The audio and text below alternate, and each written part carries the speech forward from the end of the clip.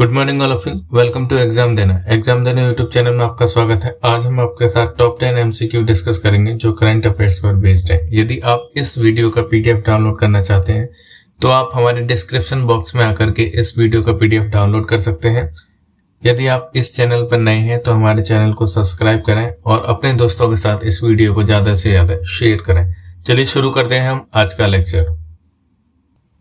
पहला प्रश्न देख लेते हैं। हाल ही में विश्व जल दिवस मनाया गया है। World water day is celebrated on.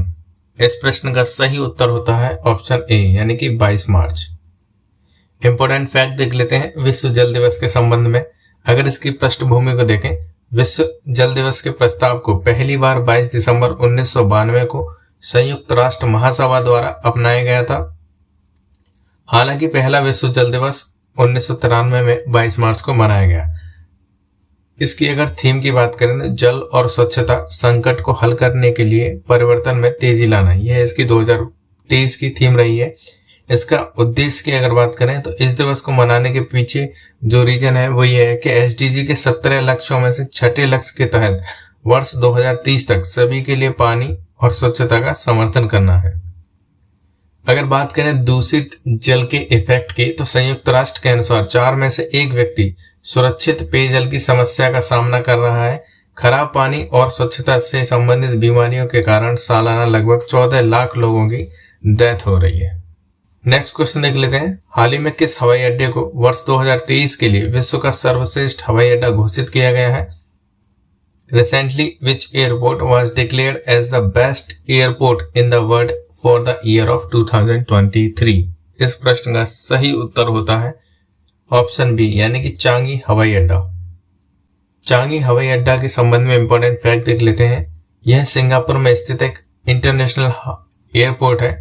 यह चर्चा में इसलिए रहा, हाल ही में इसे वर्ष 2023 के लिए विश्व का सर्वश्रेष्ठ हवाई अड्डा घोषित किया गया है। अगर इसके क्रम की बात करें तो ये 12वीं बार इसने ये खिताब जीता है।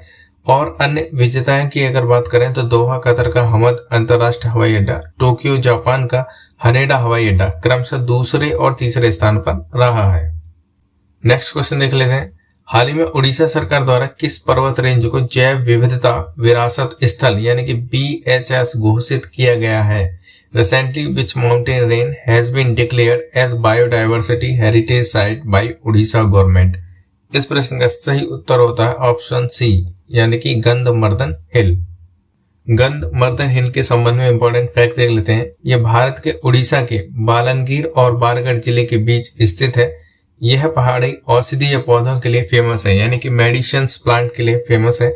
दूसरा, हाल ही में इसे उड़ीसा सरकार द्वारा जैव विविधता विरासत स्थल घोषित किया गया है यानी कि BHS घोषित किया गया है। अगर इसकी विशेषताओं की बात करें तो नरसिंह मंदिर गंधमर्दन की तलहटी के उत्तरी ढलान पर स्थित है, जबकि हरिशंकर मंदिर की अगर बात करें तो वह इसके दक्षिणी ढलान पर स्थित है। 1980 के दशक में लोगों ने गंधमर्दन पहाड़ी में बॉक्साइट खनन का विरोध किया। इससे यह साबित होता है कि यहाँ पर बॉक्साइट अधिक मात्रा में प्राप्त होती है। नेक्स्ट क्वेश्चन देख लेते हैं। हाल ही में किस देश में 6.6 तीव्रता का भूकंप आया है? Recently in which country an earthquake of magnitude 6.6 ऑक्वर्ड? इस प्रश्न का सही उत्तर होता है ऑप्शन डी यानी कि अफगानिस्तान। भूकंप की अगर बात करें तो सामान्यतः पृथ्वी की सतह के हिलने को भूकंप कहते हैं। यह पृथ्वी के स्थल मंडल यानी कि लिथोस्फीयर में ऊर्जा के अचानक मुक्त होने के कारण उत्पन्न होने वाली भूकंपीय तरंगों की वजह से होता है। यदि चर्चा की बात करें तो हाल ही में अफगानिस्तान के हिंदुकुश क्षेत्र में 6.6 तीव्रता का भूकंप आया है और इसके मापन के लिए हमें जो स्केल प्रयोग किया जाता है उसे हम सिस्मोग्राफ कहते हैं। प्रभाव के आधार पर भूकंप के प्रकार। भूकंप 2 प्रकार के होते हैं प्रभाव के आधार पर। पहला होता है उथले भूकंप, दूसरा होता है गहरे भूकंप। उथले भूकंप आमतौर पर अधिक विनाशकारी होते हैं क्योंकि यह सतह पर आने वाली ऊर्जा अधिक लाते हैं, क्योंकि ये सरफेस पे अधिक एनर्जी के साथ आते हैं, इसलिए इन्हें उथले भूकंप भी कहा जाता है। दूसरा, कम विनाशकारी होते हैं क्योंकि जब तक वे सतह पर आते हैं तब तक वे अपनी अधिकांश एनर्जी को खो देते हैं। नेक्स्ट क्वेश्चन देख लेते हैं। विश्व डाउन सिंड्रोम दिवस कब मनाया जाता है? When is world down syndrome day celebrated? इस प्रश्न का सही उत्तर होता है ऑप्शन ए यानी कि 21 मार्च को। डाउन सिंड्रोम एक डिसीज है जिसका निकनेम होता है ट्राइसोमी 21। यह एक आनुवंशिक विकार है यानी कि जेनेटिक डिसऑर्डर है। इसमें 21वीं जोड़ी के गुणसूत्र 2 के बजाय 3 हो जाते हैं। इस सिंड्रोम के कारण आमतौर पर शारीरिक विकास में देरी, वृद्धि, विकलांगता यानी कि आईक्यू लेवल डाउन हो जाता है। डाउन सिंड्रोम दिवस के संबंध में इंपॉर्टेंट फैक्ट देख लेते हैं। हाल ही में 21 मार्च को डाउन सिंड्रोम रोग दिवस मनाया गया है। इसकी जो थीम रही है वो हमारे साथ नहीं हमारे लिए, ये इसकी इंपॉर्टेंट थीम रही है। अन्य महत्वपूर्ण दिवस को देख लेते हैं। 3 मार्च को मनाया जाता है विश्व वन्यजीव दिवस। 8 मार्च को मनाया जाता है अंतर्राष्ट्रीय महिला दिवस। 15 मार्च को मनाया जाता है उपभोक्ता अधिकार दिवस। 16 मार्च को मनाया जाता है राष्ट्रीय टीकाकरण दिवस और 21 मार्च को मनाया जाता है अंतर्राष्ट्रीय वन दिवस। और 22 मार्च की अगर बात करते हैं तो विश्व जल दिवस 22 मार्च को मनाया जाता है। नेक्स्ट क्वेश्चन देख लेते हैं। हाल ही में पहली बार किस महिला खिलाड़ी के नाम पर हॉकी स्टेडियम का नाम पड़ा है? Recently after which women hockey player the hockey stadium was named for the first time. इस प्रश्न का सही उत्तर होता है ऑप्शन बी यानी कि रानी रामपाल। रानी रामपाल के संबंध में इंपॉर्टेंट फैक्ट देख लेते हैं। यह भारतीय महिला टीम की पूर्व कप्तान है यानी कि एक्स प्लेयर है, एक्स कैप्टन है। हालांकि उनके नेतृत्व में भारतीय हॉकी टीम ने टोक्यो ओलंपिक में हॉकी टूर्नामेंट के फाइनल में पहुंची थी। ये चर्चा में इसलिए रही, हाल ही में मॉडर्न कोच फैक्ट्री ने रायबरेली में हॉकी स्टेडियम का नाम बदलकर रानी गर्ल्स हॉकी टर्फ कर दिया है। भारत में महत्वपूर्ण हॉकी स्टेडियम की अगर बात करें तो ऐशबाग स्टेडियम भोपाल में है, दूसरा बिरसा मुंडा हॉकी स्टेडियम रांची में है, major Dhyanchand hockey stadium Lucknow में है और राजनांदगांव अंतर्राष्ट्रीय हॉकी स्टेडियम राजनांदगांव में है, बीजू पटनायक हॉकी स्टेडियम राउरकेला में है, मेयर राधाकृष्णन स्टेडियम चेन्नई में है और सुरजीत हॉकी स्टेडियम जालंधर में है। नेक्स्ट क्वेश्चन, हाल ही में सीएट के एमडी और सीयू के रूप में किसे नियुक्त किया गया है? Recently who has been appointed as the MD and CEO of CEAT? इस प्रश्न का सही उत्तर होता है ऑप्शन सी यानी कि अर्णब बनर्जी को। बात करना है अर्णब बनर्जी के संबंध में। हाल ही में इन्हें सीएट के नए एमडी एंड सीयू के रूप में नियुक्त किया गया है। इन्होंने स्थान लिया है अनंत गोयना का। अनंत गोयना ने हाल ही में रिजाइन दिया है और उनके स्थान पर अर्णब बनर्जी आए हैं। सीएट की बात करें, ये भारत में एक अग्रणी टायर निर्माता कंपनी है जिसमें कार, मोटरसाइकिल्स, स्कूटर, बस, यहाँ तक कि कृषि उपकरणों सहित विभिन्न वाहनों के टायरों की एक विस्तृत श्रृंखला का निर्माण कर दिया। अगर स्थापना की अगर इसकी बात करें तो 1958 में इसको स्टैब्लिश किया गया।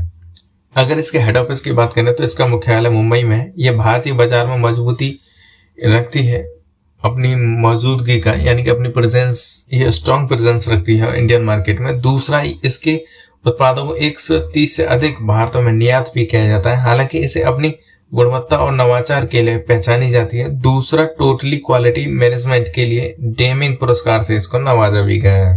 हाल ही में 2022 के लिए भारत के सबसे मूल्यवान सेलिब्रिटी के रूप में किसे चुना गया है?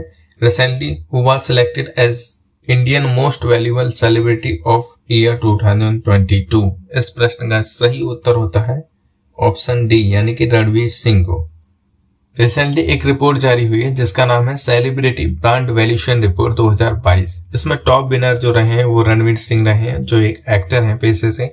इन्होंने फर्स्ट रैंक अचीव की है। $181.7 मिलियन इनकी ब्रांड वैल्यू रही है। दूसरे नंबर पर आते हैं विराट कोहली, तीसरे नंबर पर आते हैं अक्षय कुमार, चौथे पर आलिया भट्ट और पांचवें पर दीपिका पादुकोण।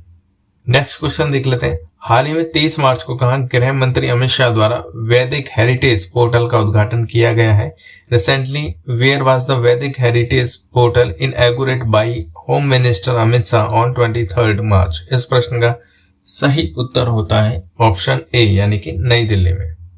वैदिक हेरिटेज पोर्टल की बात करें तो हाल ही में ये चर्चा में इसलिए रहा क्योंकि 23 मार्च को गृह मंत्री अमित शाह द्वारा वैदिक हेरिटेज पोर्टल का उद्घाटन किया गया। अगर इसके उद्देश्य की बात करें तो शोधकर्ताओं में वैदिक ज्ञान परंपराओं की समझ को विकसित करना है, साथ के साथ सामान्य जनता तक वेदों के प्रचार व प्रसार करना है।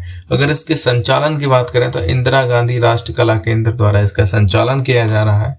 हाल ही में किस राज्य विधानसभा ने स्वास्थ्य का अधिकार विधेयक 2022 पारित किया है? Recently which state assembly has passed the right to health bill 2022? इस प्रश्न का सही उत्तर होता है ऑप्शन बी यानी कि राजस्थान। स्वास्थ्य का अधिकार यानी कि राइट टू हेल्थ बिल के संबंध में अगर हम चर्चा कर लेते हैं, हाल ही में राजस्थान विधानसभा ने राजस्थान स्वास्थ्य का अधिकार यानी कि राइट टू हेल्थ विधेयक पारित किया है। हालांकि यह राज्य इस तरह का बिल पास करने वाला भारत का पहला राज्य बन गया है। अगर बिल की विशेषता की बात करें तो इस विधेयक के अनुसार राजस्थान के लोग बिना किसी पूर्व भुगतान यानी कि प्री पेमेंट के निजी अस्पतालों में इमरजेंसी देखभाल के हकदार होंगे। यह निवासियों को सभी सार्वजनिक स्वास्थ्य सुविधाओं पर मुफ्त बाह्य रोगी यानी ओपीडी सेवाएं और रोगी विभाग आईपीडी सेवाओं का लाभ उठाने के लिए अधिकार देगा, यानी कि यह अधिकार देगा। दूसरा, इस बिल में अस्पताल के लिए आपातकालीन मामलों में मेडिको लीगल औपचारिकताओं की प्रतीक्षा किए बिना इलाज करना संभव होगा। दूसरा, बिना पैसा वसूल किए दवाएं परिवहन सुविधा देना अनिवार्य कर दिया गया है प्राइवेट हॉस्पिटल्स के लिए। यदि कोई मरीज शुल्क का भुगतान नहीं करता तो राज्य सरकार अस्पताल को शुल्क की प्रतिपूर्ति भी करेगी। नेक्स्ट पॉइंट है, यदि कोई व्यक्ति इस अधिनियम के किसी भी प्रावधान का उल्लंघन करता है, पहले उल्लंघन के लिए 10,000 का उसे फाइन लगेगा और सेकंड टाइम उल्लंघन के लिए 20,000 रुपए तक का जुर्माने के लिए वह उत्तरदायी होगा। आज के लिए इतना ही, फिर मिलेंगे नेक्स्ट लेक्चर में। तब तक के लिए धन्यवाद। Thank you so much.